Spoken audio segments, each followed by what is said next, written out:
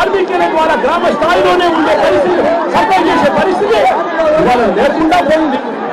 ఆఖరి testing labs నియోజకవర్గానికి ఒక ఆఖరి టెస్టింగ్ ల్యాబ్స్ ఉన్న పరిస్థితుల్లో ఈరోజు నియోజకవర్గానికి ఆఖరి టెస్టింగ్ ల్యాబ్ లేకుండా ఇవాళ నిర్వీర్యమైపోయిన పరిస్థితిలో ఇవాళ వ్యవసాయం జరుగుతూ ఉంది. వ్యవసాయానికి సంబంధించిన అన్ని రంగాలు కూడా ఇవాళ నిర్వీర్యమైపోయిన పరిస్థితిలో ఇవాళ రాష్ట్రంలో పరిస్థితి కనపడుతూ ఉంది. నేను ఇవాళ చంద్రబాబు నాయుడు గారు గట్టిగా అడుగుతా ఉన్నా, ఇలా చంద్రబాబు నాయుడు గారు నేను గట్టిగా డిమాండ్ చేస్తా ఉన్నా, మీరు ప్రతి రైతు దగ్గర నుంచి 76,000 మంది రైతులు ఉన్నారు. 6,45,000 టన్నులో మామిడి పంటలు పండించే రైతులు వీళ్ళంతా 2,20,000 ఎకరాలలో ఈ పంట సాగుంది. ఈ మామిడి చెట్లను కూడా పెద్ద చెట్లు ఆర్బీకేల పరిధిలో ఇవన్నీ కూడా నమ్మని 5 డివిజన్ గ్రామాలలో ఈ 76,000 మంది రైతులకు మీరే 12,000 రూపాయలు వాళ్ళ బ్యాంక్ అకౌంట్లలో డబ్బులు వేయాలి. డబ్బులు వేసి ఆ పంటను మీరే కొనుగోలు చేసి ఆ తర్వాత ఫ్యాక్టరీలకు మీరే అమ్ముకోమని చెప్పి చంద్రబాబు నాయుడు డిమాండ్ చేస్తూ ఉన్నాం.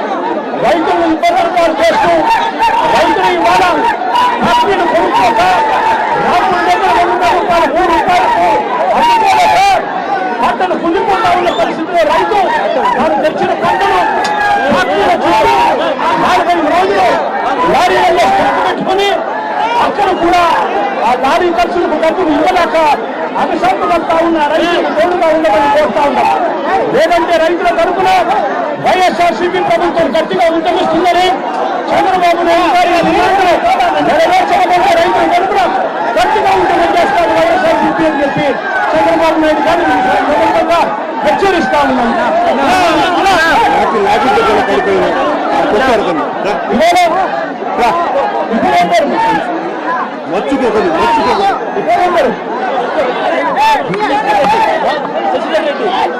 శశిరేఖ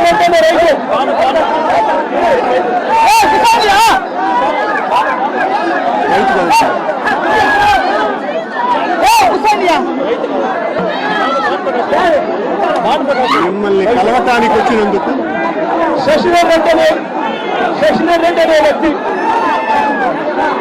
కానీ రైతు చెప్తా ఉన్నా. ఇక్కడ ఉన్న వాళ్ళు రాష్ట్రంలో 62% మంది వ్యవసాయం మీద బతుకుతా ఉన్నారు. చిత్తూరు జిల్లాలో వ్యవసాయం మీద బతికే వాళ్ళు దాదాపు 80% మంది. మరి వీళ్ళంతా రైతు బిడ్డలు కాదని అడుగుతా ఉన్నా.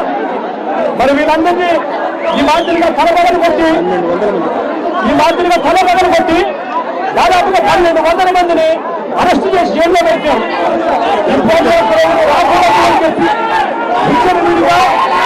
లాఠీ చార్జ్ చేశారు. నేను అడుగుతా వీళ్ళు పోలీసులా మనుషులు ఉన్న రాక్షసులా అడుగుతా ఉన్నాం.